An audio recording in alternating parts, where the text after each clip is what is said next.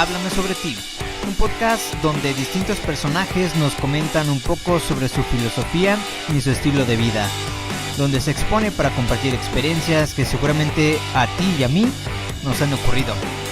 En este podcast escucharás un poquito de todo: educación, política, ciencia, religión, historia, cultura, filosofía y la relación que hay entre todo esto.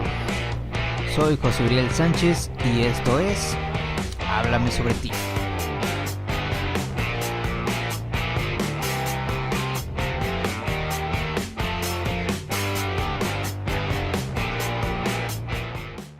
Dios es una de las palabras que más controversia genera en cualquier situación. Mucho se ha dicho sobre el ser creador, mucho se ha dudado de él y seguro que poco o nada sabemos del tema. Tengo que decir que soy creyente de un Dios, de un creador, pero también he de decir que dudo en ocasiones de su existencia. Algunos se rasgarán las vestiduras al escuchar esto porque alguien como yo, que ha servido en eventos religiosos, que ha cantado en diversas misas, que inició un proyecto de comunicación católico, que se supone estudia y conoce su fe, no debería de dudar en lo absoluto. Toda la música que he compuesto hasta este día ha sido para Dios, y si has tenido la oportunidad de escuchar alguna canción, sabrás que en ninguna de ellas hago mención de Dios de manera explícita. De hecho, la mayoría de las letras tienden a sonar como una canción secular, pero no es así, compongo música religiosa.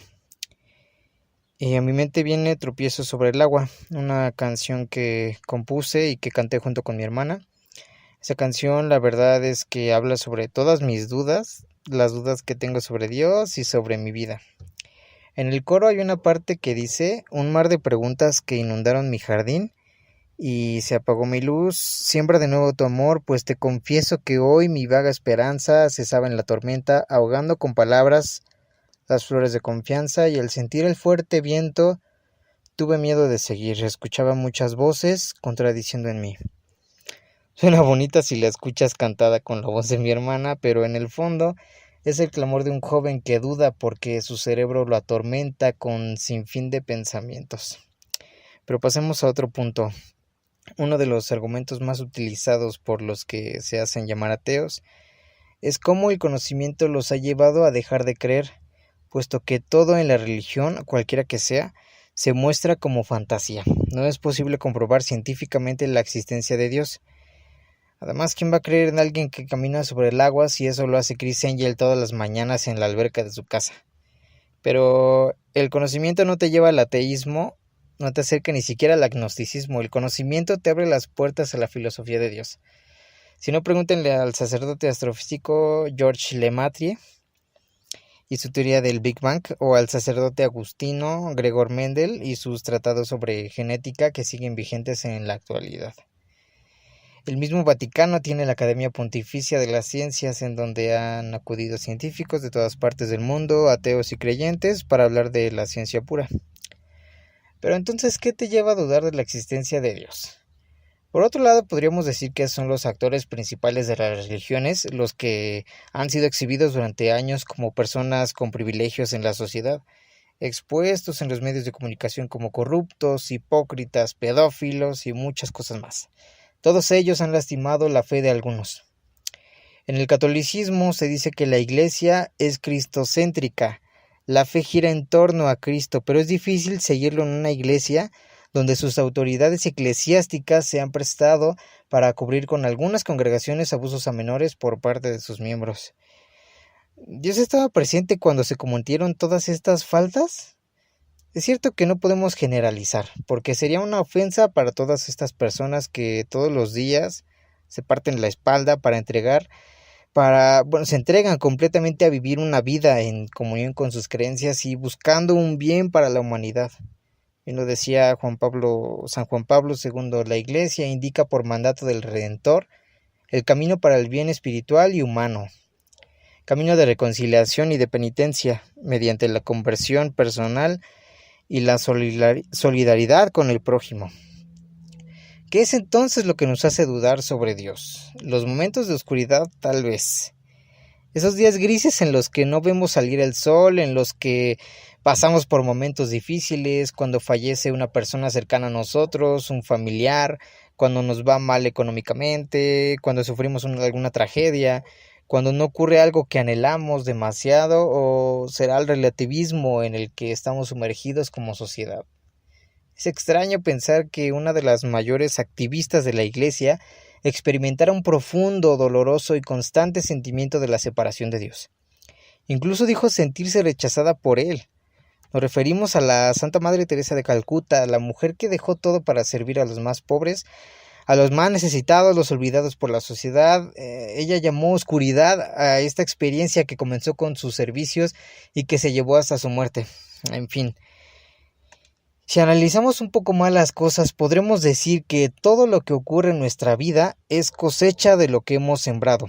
Es decir, si nos esmeramos en fumar todos los días una cajetilla de cigarros, que no nos sorprenda cuando estemos todos enfermotes de los pulmones, ¿no?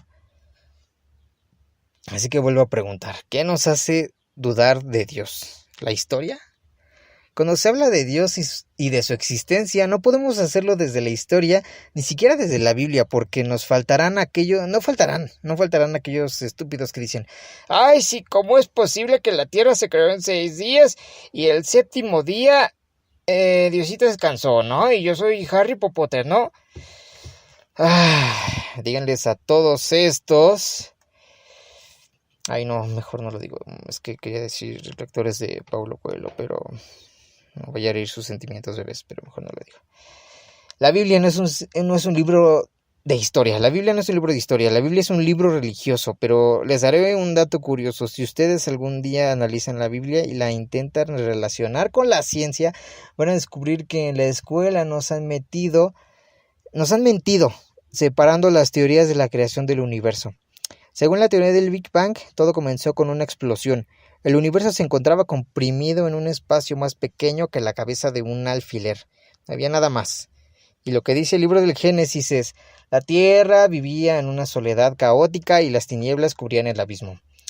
El Espíritu de Dios se movía sobre la faz de las aguas y dijo Dios, que exista la luz. Y la luz existió. Justo aquí tienen la gran explosión. Se ha liberado toda la energía y el espacio se expande a una velocidad vertiginosa. Todo esto pasó en una fracción de segundo. ¿Has leído alguno de los libros de las Crónicas de Narnia? Seguro recuerdas a Aslan, aquel legendario león, creador del país de Narnia. En una de las novelas, El sobrino del mago, específicamente en el capítulo que habla de la fundación de Narnia, si tienes la oportunidad de leerlo, te aseguro que encontrarás una inmensa relación entre la teoría del Big Bang, el evolucionismo y el libro del Génesis.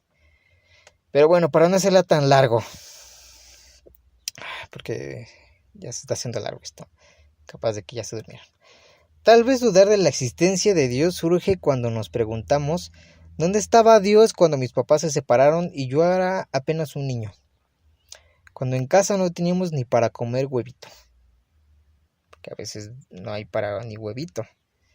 ¿Dónde está Dios en cada atentado que se hace a su nombre? ¿Se escondió? ¿Se quedó callado? Quizás estas preguntas no tengan respuesta porque somos una especie joven, con apenas 350,000 años habitando el planeta, mientras que los dinosaurios habitaron durante 160 millones de años. Cabe destacar que ellos se extinguieron de manera natural, mientras que nosotros estamos llevando al carajo el mundo en el que vivimos.